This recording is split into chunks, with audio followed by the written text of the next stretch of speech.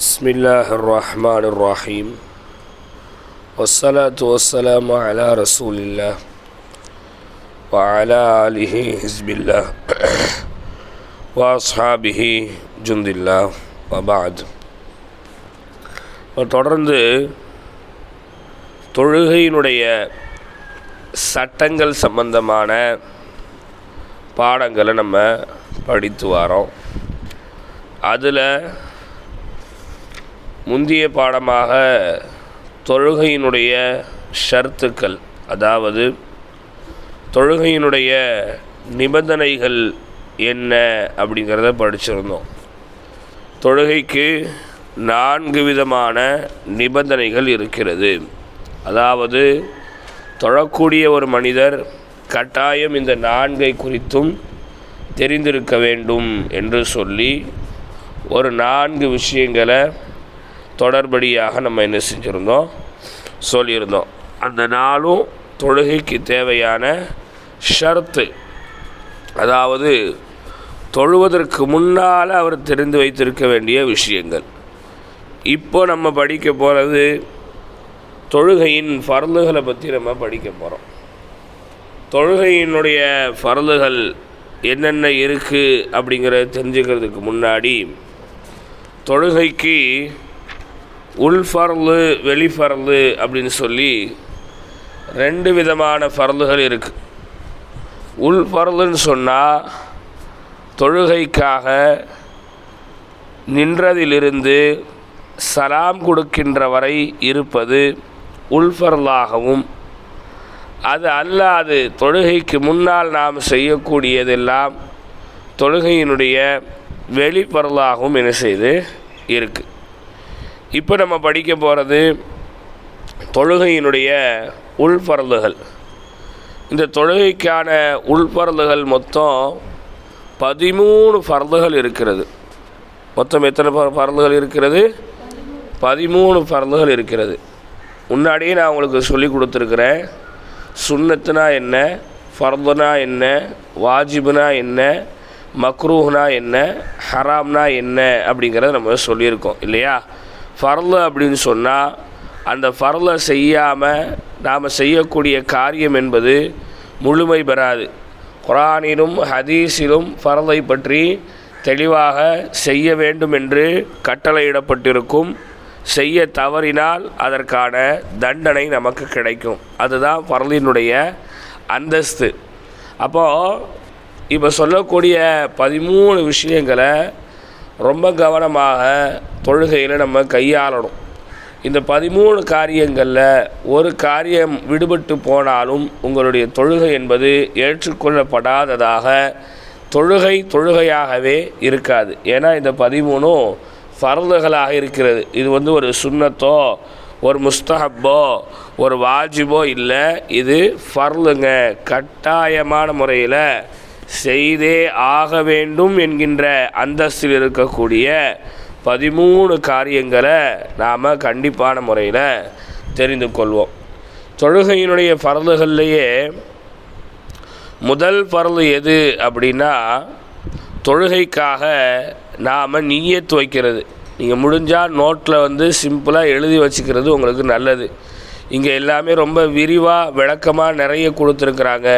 நான் முதல்ல சுருக்கமாக அவங்களுக்கு சொல்லி அதுக்கு பின்னாடி தான் நான் கித்தாபில் இருக்கிறத வாசிப்பேன். அதனால் நீங்கள் தொழுகையின் உள் ஃபர்லுகள் 13, 1 நிய்யத் வைப்பது அப்படின்னு சொல்லி சுருக்கமாக நீங்கள் எழுதிக்கிட்டிங்கன்னா பரீட்சைக்கு பாடம் பார்க்கும்போது உங்களுக்கு லேசாக இருக்கும்.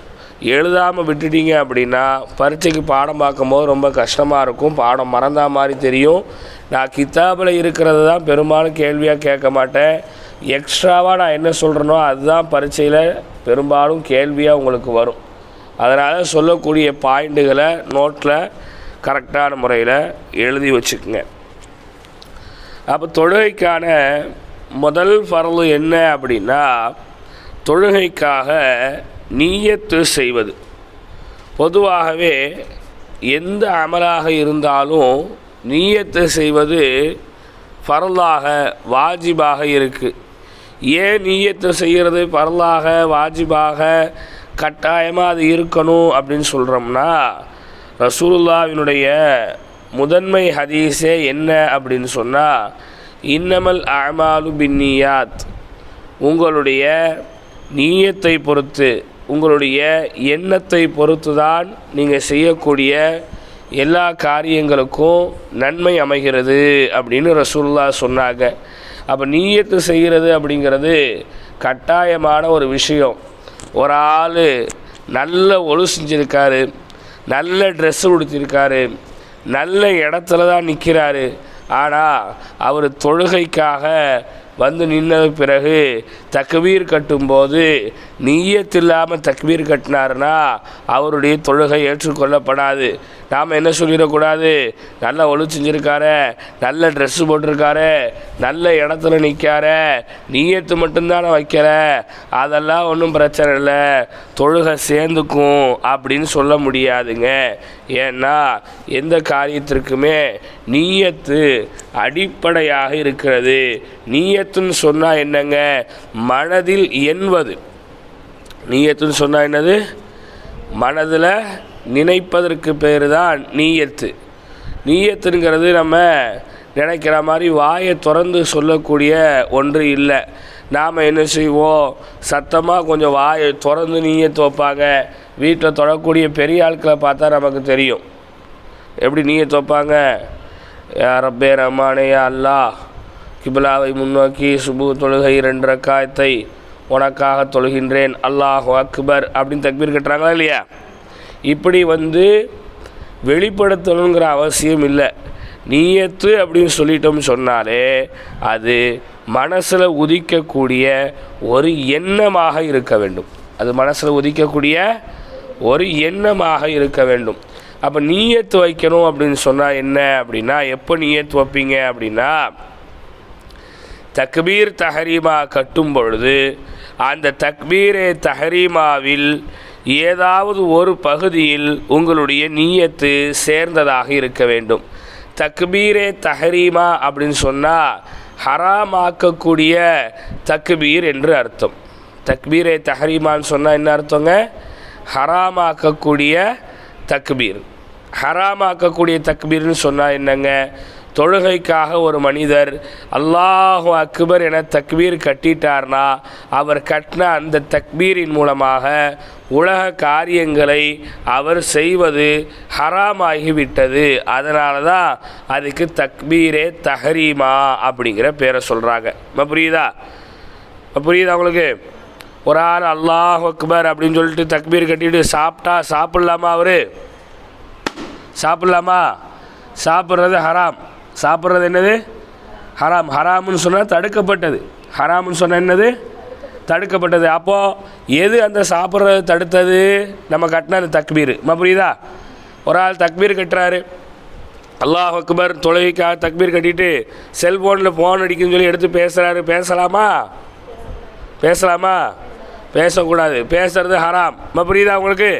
அப்போது தக்பீரே தஹரீமான்னு சொன்னால் தக்பீர் கட்டுவதற்கு முன்னாடி எதெல்லாம் ஹலாலாக இருந்ததோ அவையெல்லாம் தக்பீர் கட்டினதற்கு பிறகு தொழுகைக்காக கையை உயர்த்தி அல்லாஹ் அக்பர் என்று சொன்னதற்கு பிறகு அதெல்லாம் அவருக்கு ஹராம் ஆகிரும். அப்போ நீயத்து எப்படி இருக்கணும் அப்படின்னா, தக்பீரே தஹரீமாவில் ஏதாவது ஒரு பகுதியை சேர்ந்ததாக அந்த நீயத்து இருக்கணும். தக்பீரே தஹரீமாவில் எத்தனை பகுதி இருக்கிறது? எத்தனை பகுதி இருக்குது? 3 பகுதி இருக்குது. தக்பீரே தஹரீமாவில் எத்தனை பகுதி இருக்குது? 3 பகுதி. முதல் பகுதி காது கிட்ட அல்லாஹூ அப்படின்னு கையை உயர்த்துறோமா? கவனிக்கணும். முடிஞ்சால் அவங்க கையை உயர்த்தியும் பாருங்கள். அப்போ தான் அந்த எத்தனை பகுதி இருக்குது அப்படிங்கிறது தெரியும். அல்லாஹூன்னு கையை உயர்த்துறோமா இல்லையா? இது ஒரு பகுதி. அப்புறம் அப்படியே கொஞ்சம் கீழே கொண்டு வரமா, தக்பீர் கட்டுறதுக்கு முன்னாடி கீழே கொண்டு வரமா, இது 2வது பகுதி. புரியுதுங்களா? அப்புறம் அக்பர் கட்டிடுறோமா, இது 3வது பகுதி. இது எத்தனாவது பகுதி? 3வது பகுதி. அப்போது ஒன்று அல்லாஹ் அப்படிங்கும்போது சுபு தொழுகை 2 ரக்காயத்தை அல்லாஹ் கண்டி தொழுகிறேன் அப்படின்னு மனசுக்குள்ளே நினைக்கணும். அல்லது கொஞ்சம் கையை கீழே இருக்கும்போது நினைக்கணும். அல்லது அக்பர் கட்டுறதுக்கு முன்னாடியாவது மனசில் அந்த நீயத்தை கொண்டு வரணும். மனசில் என்ன செய்யணும்? அந்த நீயத்தை கொண்டு வரணும். அப்படி நீயத்தை கொண்டு வரலைன்னா தொழுகை சேராது. நீயத்தை கொண்டு வரலைன்னா என்ன செய்யாது? தொழுகை சேராது. முடிந்த அளவிற்கு ஆலிமா வகுப்பில் ஓதக்கூடியவங்களாக நீங்கள் இருக்கிறதுனால உங்கள் தக்பீர்களுடைய நீயத்தை, தொழுகைக்குரிய நீயத்தை நீங்கள் அரபியில் சொல்வது ஏற்றமானது. அரபியில் சொல்வது ஏற்றமானது. உதாரணத்திற்கு சுபுக தொழுகையினுடைய முன்சுன்னத் தொழுகிறீங்க, எப்படி நீயத் வைக்கணும்?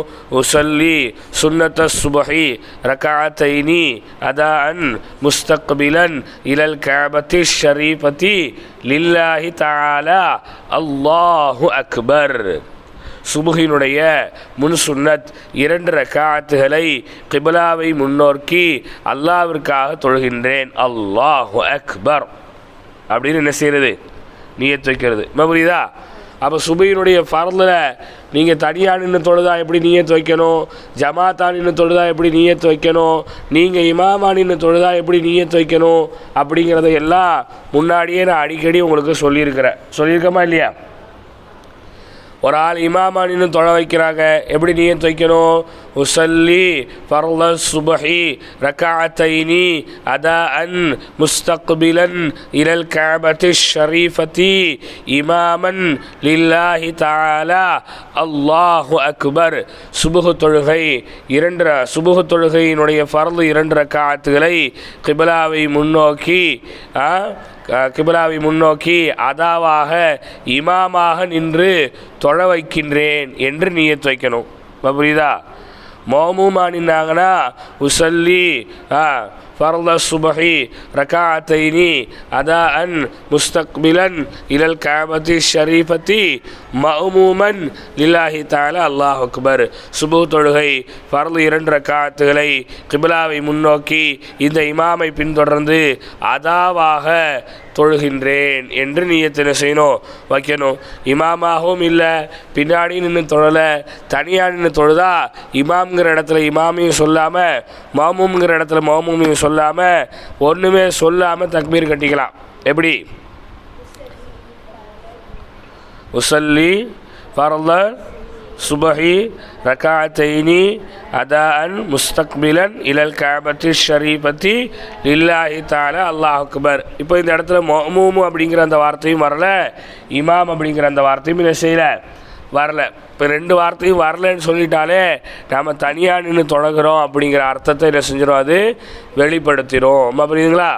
அல்லது தனியாக நின்று தொழுகிறேன் அப்படிங்கிறதையே திரும்ப அரபியில் சொல்லணும்னா அந்த இமாம் மௌமூம்னு வரக்கூடிய இடத்துல முன்ஃபரிதன் அப்படிங்கிற அந்த வார்த்தையை என்ன செய்துக்கலாம், வைத்து கொள்ளலாம். இப்படி ஒவ்வொரு தொழுகைக்கும் முன் சுன்னத்துகள், பின் சுன்னத்துகள், அது மாதிரி ஃபர்லுகள் எல்லாத்துக்கும் என்ன செய்கிறதுங்க, நீயத் வைக்கிறது. எல்லா தொழுகையினுடைய நீயத்தையும் முடிந்த மட்டில் அரபியில் வைப்பது ரொம்ப ஏற்றமானது. முடியாதவர்கள் தமிழில் என்ன செய்து கொள்ளலாம், நீயத்தை வைத்து கொள்ளலாம். அப்போ நீயத்தை செய்கிறது ரொம்ப கவனமாக இருங்க. லேட்டாகிருச்சு, அவசரப்பட்டு தக்பீர் கட்டிட்டோம் அப்படின்னா அது ஆரம்பத்திலே தப்பாகி போயிடும். தமிழில் சொல்லுவாங்க இல்லையா, முதல் கோணல் முற்றிலும் கோணல், முதல் கோணல் முற்றிலும் கோணல். ஆரம்பமே தப்பாகி போச்சுன்னா அதுக்கு அடுத்து நம்ம செய்யக்கூடிய எந்த ஒன்றும் தொழுகையில் சரியான முறையில் என்ன செய்யாது, அமையாது. புரியுதா? அப்போ தமிழில் நியத்தை எப்படி வைக்கணும்? சுபீனுடைய பறந்து 2 ரக்காத்துகளை கிப்லாவை முன்னோக்கி இமாமை பின்தொடர்ந்து அல்லாஹ்வுக்காக தொழுகின்றேன். லொஹர் தொழுகையினுடைய ஃபர்து 4 ரக்காத்துகளை கிப்லாவை முன்னோக்கி இமாமை பின்தொடர்ந்து அதாவாக தொழுகின்றேன், அல்லாஹ் அக்பர். அதா கலா அப்படிங்கிறத நியத்துகளில் கண்டிப்பான முறையில் இணைத்து கொள்ளணும்.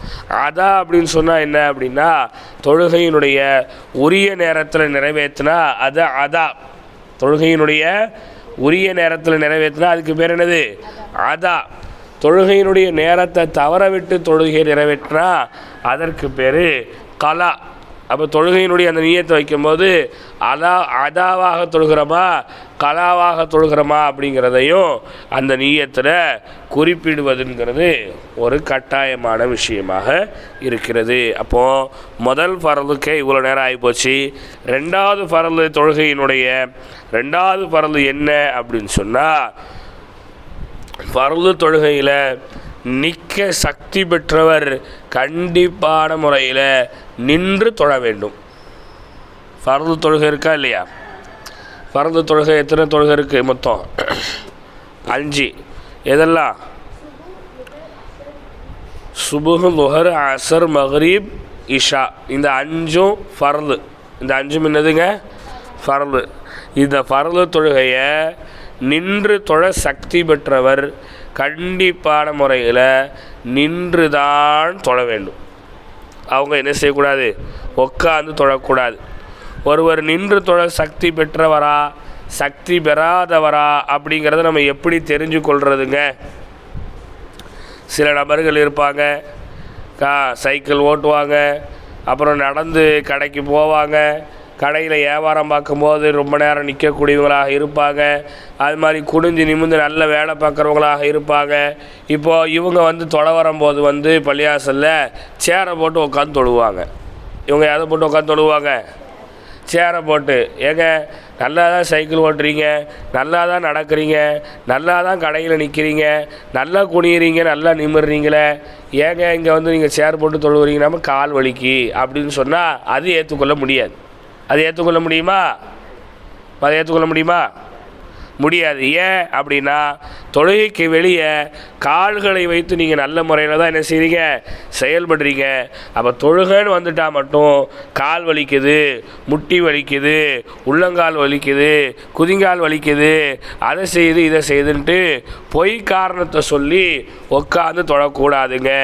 ஒரு ஆளுக்கு உண்மையிலே நிற்க சக்தி இல்லை, மொத்தத்துலேயே காலே இதை செய்ய மாட்டுக்கு, வர மாட்டுக்கு, வீட்டில் போனாலும் எப்போவும் சேரில் தான் உட்காந்துருப்பார், அவர் நடக்கவே முடியாது, எங்கே போனாலும் ஆட்டோவில் தான் போகிறாரு, அல்லது எங்கே போனாலும் ஒரு பைக்கில் தான் போகிறாரு, ரொம்ப கால்வலி உள்ள ஒரு மனிதர், அவருக்கு நின்று குனிஞ்சு நிமிர முடியாது, காலில் ஏதாவது ஒரு ஆப்ரேஷன் பண்ணியிருக்கு, அல்லது காலில் ஏதாவது ஒரு புண்ணு இருக்குது, ஒரு பெரிய காயம் இருக்குது, குனிஞ்சு நிமிர்றதுக்கான ஒரு சூழல் அவருக்கு இல்லை அப்படிங்கிற மாதிரி இருந்தால் அவங்க உட்காந்து தொழுவதற்கு இஸ்லாம் அவங்களுக்கு என்ன செய்யுது? அனுமதிக்குது. அதுவுமே தரையில் உட்காந்து தொழுகிறது தான் இஸ்லாம் அனுமதிச்சிருக்கு. இந்த நவீன காலத்தில் சேர் போட்டு தொழுகிறது, கட்டில் போட்டு தொழுகிறது, மெத்தை போட்டு தொழுகிறதெல்லாம் இப்போ புதுசாக வந்த ஒரு செயலாக இருக்குது. புரியுதா உங்களுக்கு? இப்போ புரியுதா? அப்போ வீட்டில் உம்மாமார்கள், சில உம்மாமார்கள் செய்வாங்க, காலையில் இருந்து மதியம் வரைக்கும் சாயந்தரம் வரைக்கும் எல்லா வேலையும் நல்லா தான் செய்வாங்க. இங்கேருந்து அந்த கடைக்கு 2 வாட்டி போயிட்டு வந்திருப்பாங்க, இங்கிட்டு 3 வாட்டி போயிட்டு வந்திருப்பாங்க, அதை போய் எடுத்து வந்திருப்பாங்க, இதை போய் எடுத்து வந்திருப்பாங்க, தண்ணி தூக்கியிருப்பாங்க, எல்லாம் செஞ்சுருப்பாங்க. ஆனால் தொலை வரும்போது உட்காந்துக்கிறது.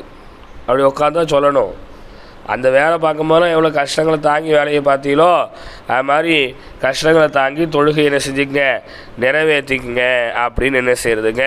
சொல்கிறது. சரி பாருங்கள், ஒரு ஆளுக்கு இப்போது நின்று தொழ சக்தி பெறலை அப்படின்னு சொன்னால் அவர் உட்கார்ந்து தொழலாம். அவர் எப்படி தொழலாம்? உட்கார்ந்து தொழலாம். புரியுதுங்களா? உட்கார்ந்து தொழுவதற்கும் ஒரு ஆளுக்கு சக்தி பெறவில்லை, ஒரு ஆளுக்கு என்ன செய்ய முடியல? உட்கார்ந்து தொழ முடியல, நின்றும் தொழ முடியல, உட்கார்ந்தும் என்ன செய்ய முடியல? தொழ முடியல. அப்படி உட்கார்ந்தும் தொழ முடியலன்னு சொன்னால் அவர் ஒரு வலது பக்கமாக சாய்ந்த நிலைமையில் தன்னுடைய தொழுகையை நிறைவேற்றலாம். வீட்டில் ஒரு மூலையில், புரியுதா உங்களுக்கு? கையை காலெல்லாம் நல்லா நீட்டி வச்சு வலது பக்கமாக சாய்ந்த நிலைமையில் தன்னுடைய தொழுகையை அவர் என்ன செய்யலாம்? நிறைவேற்றலாம். புரியுதுங்களா? அப்படி ஒரு கணிந்து படுத்து தொழுகையை நிறைவேற்ற முடியல அப்படின்னு சொன்னால் அவர் என்ன செய்கிறது? மல்லாக்கப்படுத்து கொண்டு அவர் தொழுகையை நிறைவேற்றலாம். எப்படி படுத்துக்கொண்டு? மல்லாக்கப்படுத்து கொண்டு. முதல்ல ஒருங்கிணைந்து படுக்கும்போது அவருடைய முகம் கிபிலாவை பார்த்ததாக என்ன செய்யணும்? இருக்கணும். ஒருங்கிணைந்து படுக்கிறனா என்னன்னு தெரியுதா உங்களுக்கு? ஒருங்கிணைந்து படுக்கிறா என்ன தெரியுதா? ஒருங்கிணைந்து படுக்கிறனா மொத்தத்துலேயே அப்படி மொத்தமாக படுக்கிறது இல்லை, புரியுதுங்களா? லேசாக உட்காந்த மாதிரி அப்படி படுக்கிறது இருக்குது தெரியுமா?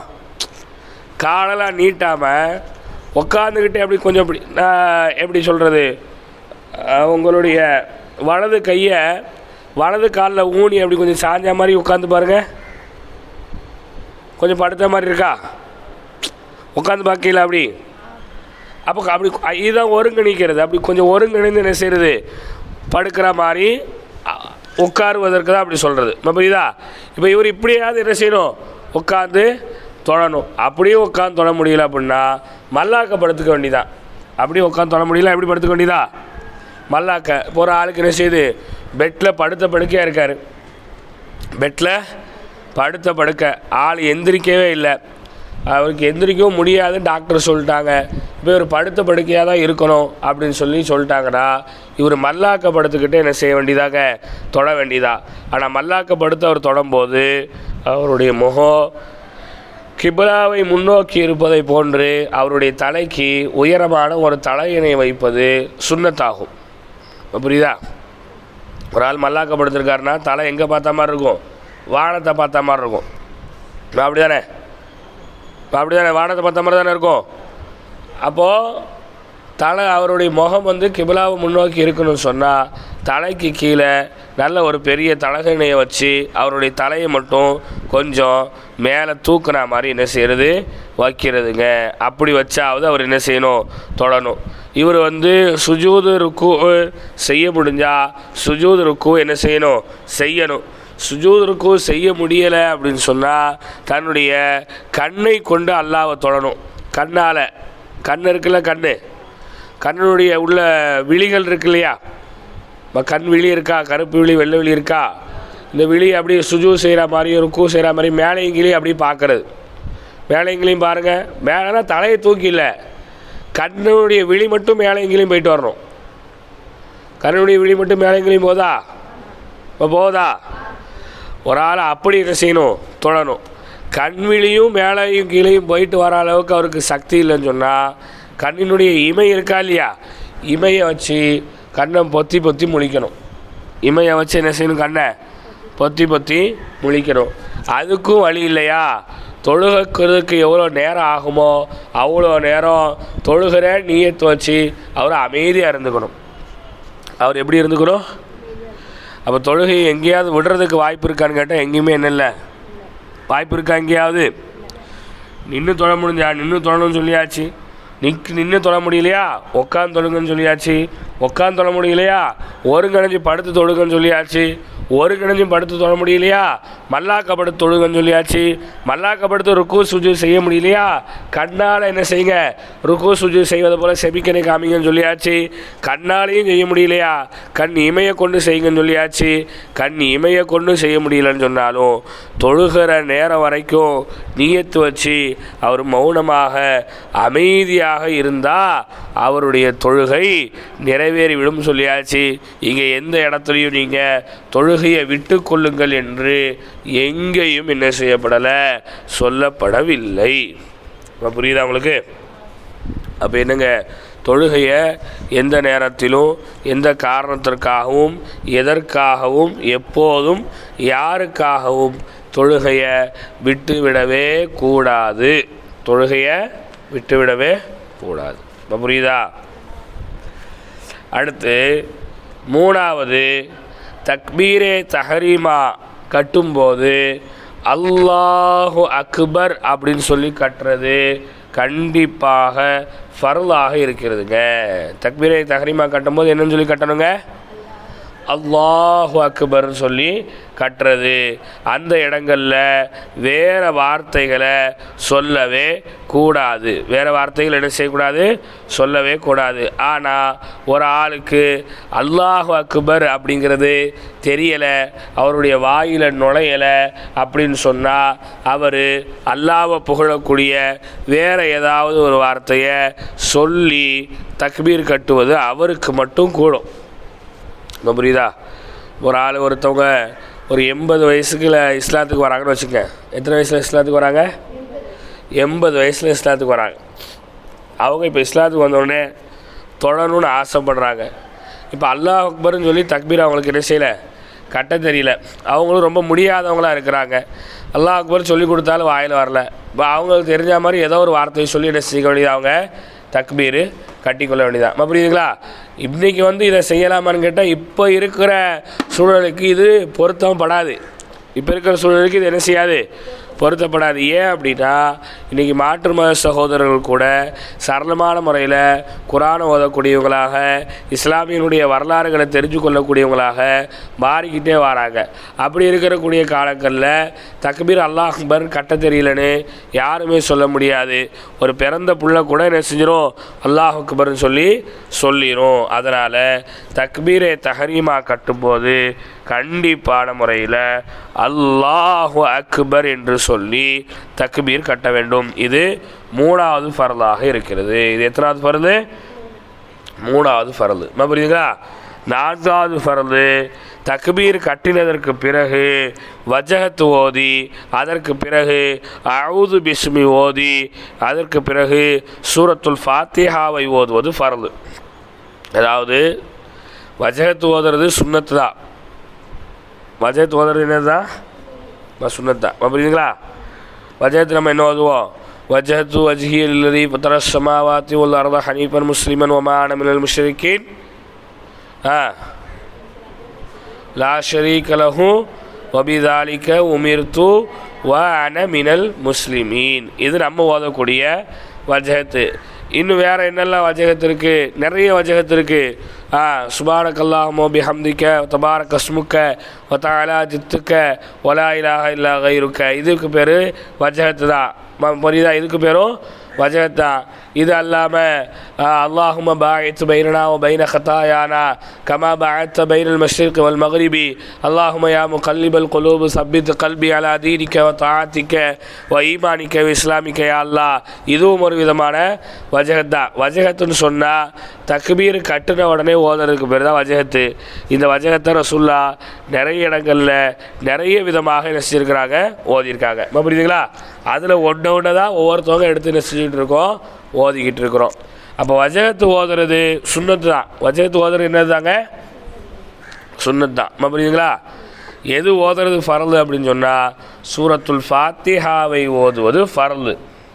சூரத்துல் ஃபாத்திஹாவை ஓதுவது ஃபர்லு. கட்டாயமான முறையில் சூரத்துல் ஃபாத்திஹாவை அவர் ஓதியே ஆக வேண்டும். புரியுதுங்களா? ஃபாத்திஹா ஓதாமல் ஒரு ஆள் தொழுதா அவங்களுடைய தொழுகை ஏற்றுக்கொள்ளப்படாது. சரி, இப்போது இமாம் ருக்கூவில் இருக்கும்போது ஒரு ஆள் தக்பீர் கட்டி நேரடியாக ருக்கூவுக்கு வராரு, அவர் வஜஹத்தும் ஓதலை, அஊது பிஸ்மியும் ஓதலை, ஃபாத்திஹாவும் ஓதலை. இப்போ இவருக்கு தொழுகை எப்படி ஏற்றுக்கொள்ளப்படும் அப்படின்னு கேட்டால், இவர் ஃபாத்திஹா ஓதலை அப்படின்னு சொன்னால் இவருக்காக இமாம் அந்த பொறுப்பை தாங்கி கொள்வார். இமாம் என்ன செய்வாங்க? அந்த பொறுப்பை தாங்கி கொள்வாங்க. அதாவது இமாம் ஓதிய அந்த ஃபாத்திஹாவிலிருந்து இவருக்கு ஒரு பகுதி நன்மைகள் வழங்கப்பட்டுவிடும். புரியுதுங்களா? ஆனால் இது இமாம் ருக்கூவில் இருந்து இவர் அந்த ருக்கூவில் சேர்ந்து அந்த ரக்காயத்தை பிடிக்கணும்னு வந்தாதான். மாறாக இமாம் தக்பீர் கட்டியிருக்கும் போதே இவரும் தக்பீரை சேர்ந்து கட்டுறாரு, இவர் இப்போ என்ன செய்யலை, ஃபாத்திஹா ஓதலை அப்படின்னு சொன்னால் இவருக்காக இமாம் என்ன செய்ய மாட்டாங்க, பொறுப்பெடுக்க மாட்டாங்க.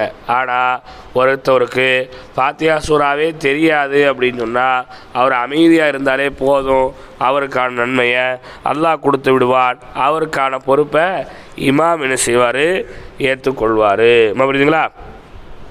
புரியுதா? ஃபாத்திஹாவை வரிசை பிரகாரம் என்ன செய்யணும், ஓதணும். அந்த ஃபாத்திஹா சூராவை விட்டு விட்டு ஓதக்கூடாது. அதே நேரத்தில் ஃபாத்திஹாவில் தஜ்வீது முறைப்படி சரியான முறைப்படி ஓதணும்.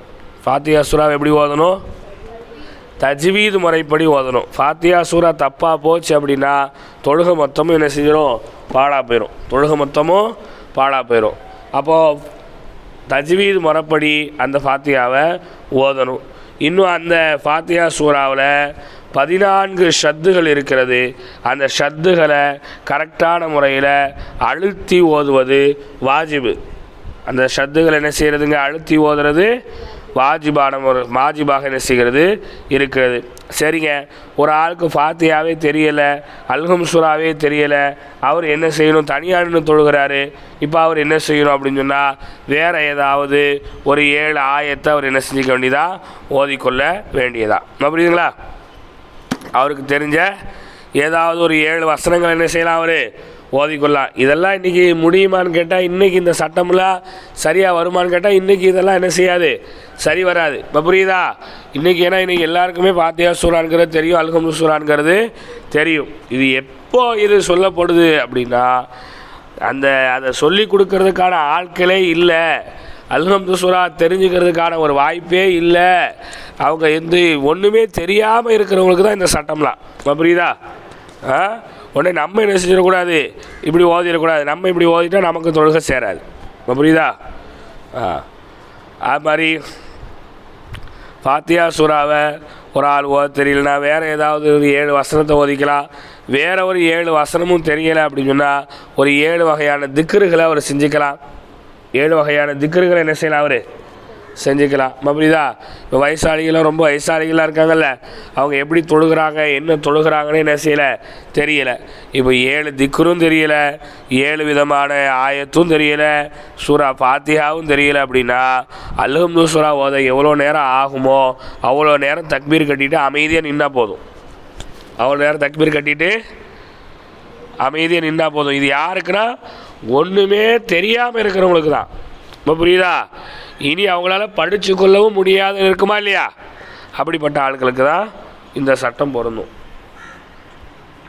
அப்படி ஆட்கள் இருக்கிறாங்களான்னு கேட்டால் என்ன செய்கிறாங்க, இருக்கிறாங்க. அப்படி ஆட்கள் இருக்காங்களான்னு கேட்டால் கண்டிப்பாக என்ன செய்கிறாங்க, இருக்காங்க. அவங்களுக்கு அல்லாஹ் அக்பர்னு சொல்ல தெரியாது, அல்ஹம்து சூராவும் தெரியாது, எதுவுமே தெரியாது. ஆனால் 5 நேரம் தொழுதுருவாங்க. ஆனால் என்ன செஞ்சுருவாங்க, 5 நேரமும் தொழுதுருவாங்க. அப்போது என்ன சட்டம் என்ன சொல்ல வருது, மார்க்கம் என்ன சொல்ல வருதுன்னா, முதல் பரலுகளை நம்ம படிக்கும்போது நின்று தொழணும் அப்படின்னு சொல்லி நம்ம ஒரு பரலை படித்தோமா இல்லையா? அந்த பரதை படிக்கும்போது நீங்கள் எவ்வளோ பெரிய நோயில் வசப்பட்டு இருந்தாலும், எவ்வளோ பெரிய நோயில் நீங்கள் சிக்கியிருந்தாலும் நீங்கள் தொழுகையை விடக்கூடாது அப்படிங்கிறத அந்த ஒரு பரது நமக்கு உணர்த்துச்சு. இப்போ 2வது அல்ஹம்து சூரா ஓதணும்னு சொல்லக்கூடிய இந்த பரது எதை உணர்த்துதுன்னு சொன்னால், நீங்கள் எதையும் படிச்சிருந்தாலும் படிக்கலைன்னு சொன்னாலும் நீங்கள் தொழுகையை விட முடியாது. ஒரு ஆள் சொல்கிறாரு, எனக்கு அல்ஹம்து சூரா தெரியாது, நான் சொல்ல மாட்டேன் அப்படின்னு சொன்னால் அப்படியெல்லாம் சொல்லக்கூடாதுன்னு அவர்கிட்ட சொல்லணும். அப்போல்லாம் என்ன செய்யக்கூடாது, நீங்கள் அல்ஹம்து சூரா தெரியல, என்ன ஒரு 7 திக்ரை ஓதுங்களேன் அப்படின்னு சொல்லணும். அதுவும் தெரியாது, பரவாயில்ல ஒரு 7 வசனங்கள் வேறு ஏதாவது ஒரு குர்ஆன் வசனங்கள் 7 வசனங்களை ஓதிக்க, அதுவும் தெரியாது. எப்பா ஒன்றுமே தெரியலனாலும் பரவாயில்லப்பா, நீ தக்பீர் கட்டி ஒரு 3 நிமிஷம் அமைதியாக நில்லு போதும். புரியுதா உங்களுக்கு? நீங்கள் நோயை காரணம் காமிச்சும் தொழுகையை விட முடியாது, படிக்கலைன்னு சொல்லி உங்களுடைய மடமைத்தனத்தை காரணம் காமிச்சும் தொழுகையை விட முடியாது. புரியுதா? அல்லாஹ் முன்னாடி எப்படினாலும் நாம் நின்று தான் ஆகணும். அல்லாஹ் முன்னாடி எப்படினாலும் நம்ம என்ன தான் செஞ்சு ஆகணும், நின்று தான் ஆகணும். நம்ம அல்லாஹ் முன்னாடி நிற்கிறதுக்கு நம்மளுடைய படிப்போ, நம்மளுடைய நோயோ, நம்மளுடைய அறிவோ எதுவுமே தடையாக கிடையாதுங்க. நீங்கள் சும்மாவாவது நின்றுட்டிங்கனாலும் போதும், உங்களுக்கு அல்லாஹ் தஆலா அந்த நன்மையை நசிவாக கொடுப்பான். நன்மை இல்லை ஏதாவது குறை வருமானு கேட்டால் கண்டிப்பான முறையில் நன்மைகளில் எந்த விதமான குறையும் வராது. ஆனால் ஒரு ஆள் இப்படி சொல்கிறாரு, எப்படி சொல்கிறாரு, எனக்கு அல்ஹம்து சூரா தெரியாது, வேறு ஒரு 7 வசனங்களும் எனக்கு தெரியாது, அதனால் நான் என்ன செய்ய போகிறேன் அப்படின்னு சொன்னால் அல்ஹம்து சூராவை தமிழில் செய்ய போகிறேன், தமிழில் ஓத போகிறேன்காரு. அல்ஹம்து சூராவை என்ன செய்ய போகிறேன், தமிழில். எப்படி? அல்லாஹ் அக்பர் தக்பீர் கட்டிட்டு சர்வ புகழும் புகழ்ச்சியும் அகிலத்தாரின் அதிபதியாகி அல்லாஹ் ஒருவனுக்கே உரித்தானது, அவன் அளவற்ற அருளாளன் நிகழற்ற அன்புடையவன், அவனே நாளையும் நியாய தீர்ப்பு நாளின் அதிபதியாவான். இறைவா உன்னையே நாங்கள் வணங்குகிறோம், உன்னிடத்திலே நாங்கள் உதவி தேடுகின்றோம். இறைவா எங்களுக்கு நீ நேர்வழி காமி. அது எப்படிப்பட்ட நேர்வழி என்றால், நீ யார் மீதெல்லாம் அருள் புரிந்து யாருக்கெல்லாம் நேர்வழி காமித்தாயோ அப்படிப்பட்ட நேர்வழியை எங்களுக்கு காமித்து விடு. உன் கோபத்தினுடைய வழிகேட்டில் இருந்தவர்களுடைய வழியை விட்டு எங்களை பாதுகாத்து விடு. ஆமீன்.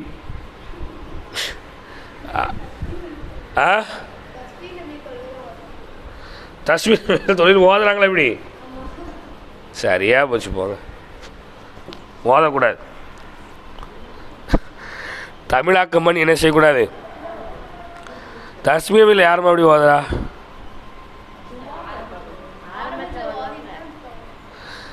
எப்படி தக்பீர் கட்டிட்டா? தக்பீர் கட்டுறதுக்கு முன்னாடி ஓதுறது அது வேற, புரியுதா? தக்பீர் கட்டினதுக்கு பின்னாடி என்ன செய்யக்கூடாது? ஓதக்கூடாது. தக்பீர் கட்டினதுக்கு பின்னாடி என்ன செய்யக்கூடாது? ஓதக்கூடாது. தக்பீர் கட்டுறதுக்கு முன்னாடி ஓதிட்டாங்கன்னா அது வேறங்க, புரியுதுங்களா? அது வந்து தொழுகையிலே என்ன செய்யாது, சேராது. அப்போ எத்தனை ரக்காத் நீங்கள் தொழுதாலும் அதில் சூரத்துல் ஃபாத்திஹாவை ஓதுறது கண்டிப்பான முறையில் ஃபரலாக இருக்குது. துணை சூறா ஓதுறது சுன்னத்தாக இருக்குது. துணை சூறா ஓதுறது என்னங்க? சுன்னத்தாக இருக்கிறது. ஐந்தாவது பர்து என்ன அப்படின்னு சொன்னால், ருக்கூவில் சுஜூதில் நிதாரணமான முறையில் இருப்பதுங்க. ருக்கு சுஜூதில் நிதாரணமான முறையில் என்ன செய்கிறது? இருக்கிறது. அதாவது ருக்கு சுஜூத் செஞ்சால் அவசரம் இல்லாமல், வேகம் இல்லாமல், பொறுமையான முறையில், நிதாரணமான முறையில் ருக்கு சுஜூத் செய்வது. ருக்குவில் என்ன ஓதணும்? ருக்குனா என்னன்னு தெரியுதா? அல்லாஹ் அக்பர் தக்பீர் கட்டி ஃபாத்திஹா ஓதி துணை சூறா ஓதிட்டு அதுக்கப்புறம் கையை எடுத்து கீழே குனிவோமா இல்லையா, முட்டுக்காலை பிடிச்சி, அதுக்கு பேர் தான் ருக்கு. அதுக்கு பேர் தான் என்னது? ருக்கு. இப்போ ருக்குவில் என்ன ஓதணும்? சுபஹான சொல்லுங்க. சுபஹான ரப்பியல் அலீம் வபிஹம்திஹி. என்ன ஓதணும் ருக்குவில்? சுபஹான ரப்பியல் அலீம் வபிஹம்திஹி. 3 முறை அல்லது 5 முறை அல்லது 7 முறை அல்லது 9 முறை அல்லது 11 முறை ஒற்றைப்படையாக எத்தனை முறை வேணுமென்றாலும் ஓதிக்கொள்ளலாம். ஒரு முறை ஓதுவது ஃபர்து. குறைஞ்சது ஒரு தாட்டியாவது என்ன செஞ்சுருக்கணும்? ஓதியிருக்கணும். குறைஞ்சது ஒரு வாட்டியாவது என்ன செய்யணும்? ஓதியிருக்கணும். புரியுதா? ஒரு ஆளுக்கு அதுவும் தெரியல, எதுவும் தெரியல, சுபஹான ரப்பியல் அலீம் வபிஹம்திஹி அப்படின்னு என்ன செய்ய தெரியல, சொல்ல தெரியல அப்படின்னா அவர் அமைதியாக இருந்து கொள்வது அவருக்கு நன்மையை கொடுத்து விடும். புரியுதுங்களா? சரி, அடுத்து ருக்கூல இருந்து சமி அல்லாஹு லிமன் ஹமீதா அப்படின்னு மேலே வரோம். சமி அல்லாஹு லிமன் ஹமீதா அப்படின்னு சொல்லி மேலே வந்ததுக்கு பின்னாடி என்ன ஓதணும்? ரப்பனா வலக்கல் ஹம்து மில் அஸ்ஸமாவாத்தி வ மில் அர்லி மா ஷிஅத அப்படிங்கிற ஒரு பெரிய துவா என்ன செய்து இருக்குது. அந்த பெரிய துவா ஓதலை அப்படின்னு சொன்னாலும் ரப்பனா வலக்கல் ஹம்து அப்படின்னு ஓதனா என்ன செய்யும்? போதுமானது. அடுத்து சுஜூது. அடுத்து என்ன செய்கிறோம்? சுஜூது. சுஜூதில் என்ன ஓதணும்? எல்லாம் சொல்லுங்க. சுபஹான ரப்பியல் அலா வபிஹம்திஹி 3 முறையோ அல்லது 5 முறையோ 7 முறையோ அதிகப்படுத்தி ஓதிக்கும். நடு இருப்பில் என்ன ஓதணும்? ரப்பி கஃபிர்லிங்கிற அந்த சிறிய வார்த்தையை சொன்னால் அது போதுமானது. அப்போ ருக்கு சுஜூதில் அவசரம் இல்லாமல் நம்மளுடைய உடல் உறுப்புகள் அமைதி பெறும் அளவிற்கு சிறிது நேரம் தரிபட்டு இருப்பது ஃபர்லாக இருக்கிறது. புரியுதா? அப்போது இந்த 5 பரலுகளை இன்றைக்கி நீங்கள் என்ன செய்யுங்க, கவனத்தில் கொள்ளுங்கள். மிச்சம் இருக்கக்கூடிய பரலுகளை அப்படி தனித்தனி தலைப்புகளாக அமைச்சு அடுத்து என்ன செய்வாங்க, சொல்லுவாங்க. இப்போ பொதுவான ஒரு 5 பரலை என்ன செஞ்சிட்டாங்க, சொல்லிட்டாங்க. அதுக்கடுத்து இருக்கக்கூடிய மிச்ச பரலுகளை என்ன செய்வாங்க, தெளிவுபடுத்தி சொல்லுவாங்க. கிதாப் எடுங்க, கிதாப் எடுத்து பாருங்கள். தொழுகையின் பரலுகள், தொழுகையின் உள்பரலுகள் 13. தொழுகைக்கான உள்பரலுகள் எத்தனை இருக்குது? 13 பரல் இருக்குது. 1 நியத்து செய்தல். அதை தக்பீர் தஹரீமாவின் ஏதேனும் ஒரு பகுதியுடன் இணைத்த நிலையில் செய்திருக்க வேண்டும். அதுதான் என்னங்கிறத நம்ம முன்னாடியே விளக்கி சொல்லிட்டோம். புரியுதுங்களா? நியத்து செய்யணும். ஆனால் நியத்து எப்படி இருக்கணும்? தக்பீர் தஹரீமாவினுடைய ஏதாவது ஒரு பகுதியோடு இணைந்த நிலையில் அந்த நியத் என்பது இருக்க வேண்டும். 2 ஃபர்லான தொழுகையாக இருந்தால் நிற்க சக்தி பெற்றவர் நின்று தொழுவது. ஃபர்லான தொழுகையாக இருந்தால் நிற்க சக்தி பெற்றவர் என்ன செய்யணுங்க, கண்டிப்பான முறையில் நின்று தான் தொழணும். அப்போ ஃபர்லில் கண்டிப்பாக நின்று தான் தொழணும் அப்படின்ட்டாலே சுன்னத்தை நஃபீலாக இருந்தால் நின்று தொழ சக்தி பெற்றவராக இருந்தாலும் கூட உட்கார்ந்து தொழணும்னு அவர் விரும்பினா அவர் உட்கார்ந்து தொழுது கொள்ளலாம். ஆனால் உட்கார்ந்து அவரை சீக்கிரத்தில் தொழுது விட கூடாது. முடிந்த அளவிற்கு நின்று தொழுவதையே அவர் என்ன செய்ய வேண்டும், நாட வேண்டும். அடுத்து பாருங்கள், அப்போ அந்த நின்று தொழுகிறத பற்றி கொஞ்சம் விளக்கமாக விலாவரியாக கீழே சொல்கிறாங்க. நம்ம பாருங்கள், ஃபர்து தொழுகையில் நின்று தொழ சக்தி பெறாதவர் அமர்ந்து தொழ வேண்டும். ஃபர்து தொழுகையை நின்று தொழ ஒரு ஆளுக்கு சக்தி இல்லை, காலில் புண்ணு இருக்குது, உள்ளங்காலில் என்ன செய்யுது, ஒரு பெரிய கட்டி இருக்குதுன்னு வச்சுக்குவோம். உள்ளங்காலில் என்ன இருக்குது, ஒரே பெரிய கட்டி. இப்போ இவர் நிற்க முடியுமான்னு கேட்டால் நிற்க முடியாது. அப்போ நிற்க முடியலை அப்படின்னு சொன்னால் இவர் அமர்ந்து தொழுது கொள்ளலாம். உட்கார்ந்து என்ன செய்து கொள்ளலாம், தொழுது கொள்ளலாம். அமர்ந்து தொழ அமர்வதற்கு சக்தி பெறாவிட்டால் அவனது வலது விழாப்புறத்தின் மீது ஒருங்கிணைந்து படுத்து தொழ வேண்டும். அது எப்படிங்கிறதையும் நம்ம என்ன செஞ்சோம், சொல்லிட்டோம். நம்ம உட்காரவும் முடியல, உட்கார இடத்துல ஒரு கட்டி இருக்குன்னு வச்சுக்கோங்க. நம்ம புரியுதா, நின்று தொழறதுக்கு காலில் ஒரு கட்டி இருக்குன்னு சொன்னோமா. இப்போ உட்காந்து தொழவும் முடியல, உட்காந்து தொழவும் என்ன செய்யலை, முடியல. அவருடைய வலது பக்கத்தில் ஒரு 5-6 தலைவாணியை போட்டு அந்த தலைவாணியில் சாஞ்சிக்கிறது. அந்த தலைவாணியில் என்ன செஞ்சுக்கிறது, சாஞ்சிக்கிறது. இப்போ புரியுதுங்களா, அவருடைய வலது பக்கத்தில் தான் ஆனால் என்ன செய்யணும், சாயணும். வலது பக்கத்தில் தான் என்ன செய்யணும், சாயணும். ஒருங்கிணைந்து படுத்து தொழ வேண்டும். அவ்வாறு தொழுதால் அதில் முகத்தை கொண்டும் உடலின் முன்பாகத்தை கொண்டும் கிபிலாவை முன்னோக்க வேண்டும். முகத்தையும் உடலினுடைய முன்பாகத்தையும் கொண்டு அவர் என்ன செய்யணும், கிபிலாவை முன்னோக்கணும். புரியுதுங்களா, கிபிலாவை முன்னோக்கிற மாதிரியான ஒரு அமைப்பில் அவர் ஒருங்கிணைந்து படுக்க வேண்டுங்க. காரணமின்றி இடதுபுற விழாப்புறத்தில் மீது ஒருங்கிணைந்து படுத்து தொழுவது மக்ரூஹாகும். வலது பக்கம் படுக்கணும் அப்படின்னா இடது பக்கம் படுக்கலாமான்னு அடுத்து ஒரு கேள்வி வருது. புரியுதா, இப்போ இடது பக்கம் காரணம் இல்லாமல் என்ன செய்யக்கூடாது, படுக்கக்கூடாது. இடது பக்கம் காரணம் இல்லாமல் படுக்கிறது மக்ரூஹு. அப்போ காரணம் இல்லாமல் அப்படின்னு சொல்லிட்டோம் சொன்னாலே ஏதோ ஒரு காரணம் இருந்தால் அவர் இடது பக்கம் திரும்பிக்கலாம். வலது பக்கம் படுக்க முடியலை, வலது பக்கம் என்ன செய்ய முடியல, படுக்க முடியலை அப்படின்னு சொன்னால் என்ன செய்கிறதுங்க, இடது பக்கம் படுத்துக்கொள்ளலாம். ஆனால் காரணமே இல்லாமல் இடது பக்கம்தான் ஒரு வாட்டமாக இருக்குது, ஒரு தோதுவாக இருக்குது அப்படின்னு என்ன செய்யக்கூடாதுங்க, அவர் படுக்கக்கூடாது. வலது பக்கத்தில் படுக்கிறதுக்கு வலது பக்க விழாப்புறத்தில் ஏதாவது ஒரு பிரச்சனை இருந்தால் அவர் இடது பக்கத்தில் படுத்துக்கொள்ளலாம். அடுத்து பாருங்கள், ஒருங்கிணைந்து படுப்பதற்கும் சக்தி பெறாவிட்டால் ஒரு ஆளுக்கு நிற்கவும் முடியல, உட்காரவும் முடியல, ஒரு சாஞ்சி என்ன செய்ய முடியல, படுக்கவும் முடியல. புரியுதுங்களா, இப்போ இவர் என்ன செய்யணும் அப்படின்னா முதுகின் மீது மல்லாந்து படுத்து கொண்டு தொழ வேண்டும். முதுகின் மீது மல்லாந்து படுத்துனா எப்படி, மல்லாந்து படுக்கணும்.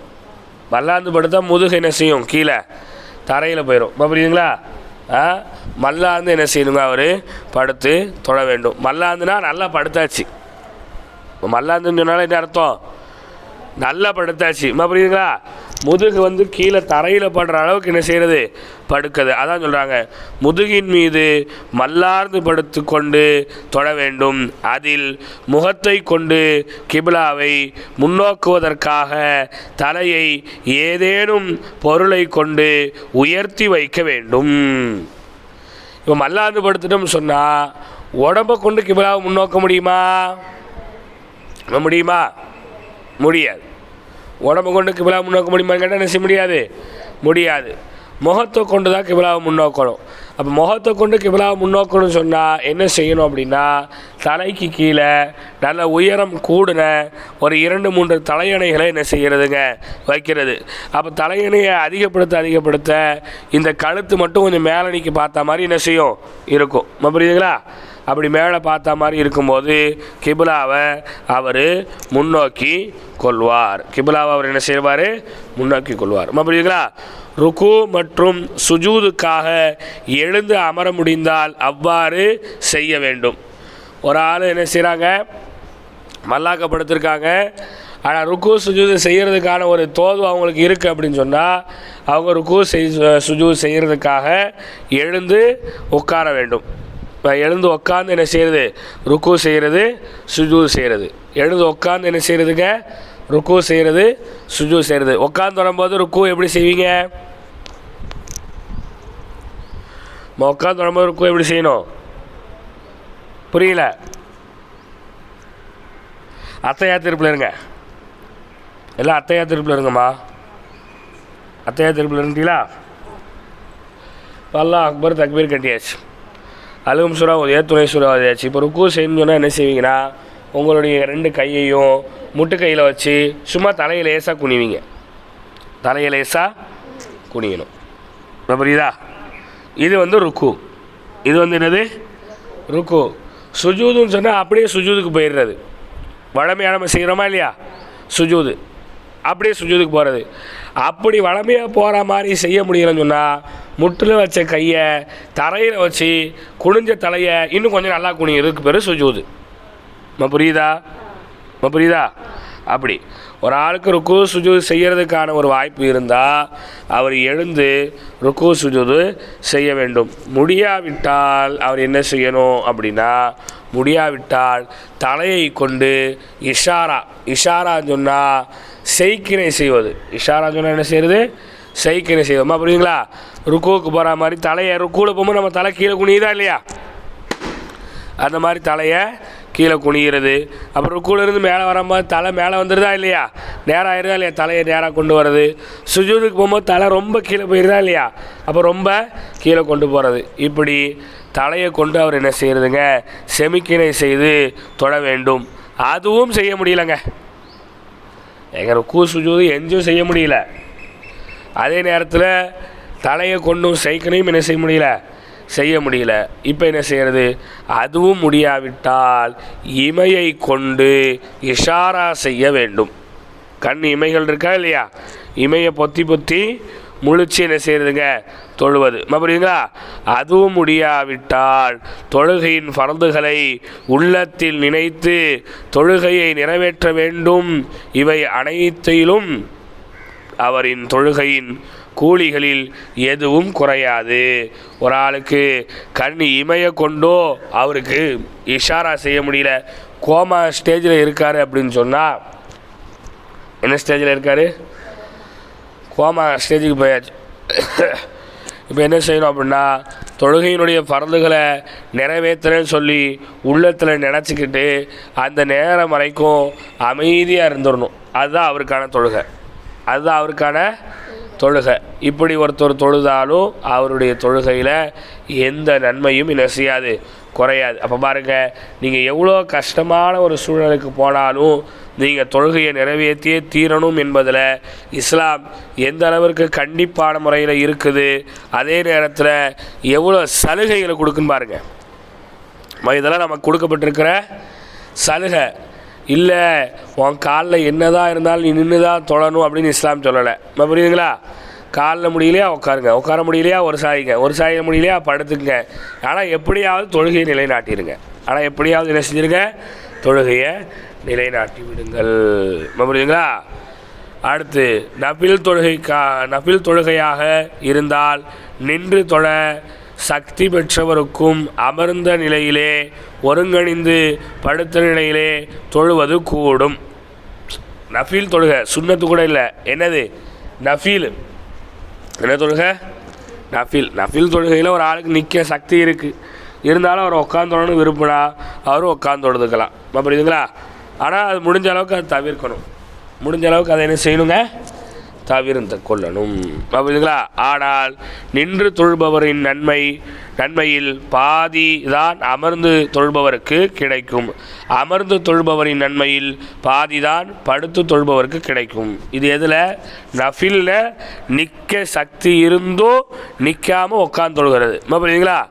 உட்கார சக்தி இருந்தும் உட்காந்து தொழாமல் ஒரு சாஞ்சு படுத்து தொழுதா நன்மையில் அப்படியே பாதியாக என்ன செஞ்சுருங்க, குறைந்து விடும். நன்மை பாதியாக என்ன செஞ்சுருங்க, குறைஞ்சிருங்க. அப்போது இந்த விஷயங்களை கவனத்தில் கொண்டு தொழுகையை நிலைநாட்டும் போது இவை எல்லாத்தையும் நம்ம மனசுக்குள்ளே நினைக்கணும்.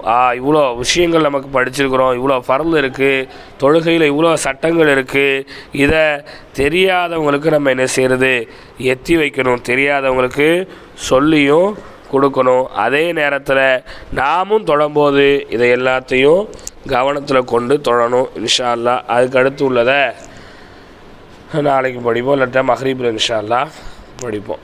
புரியுதா?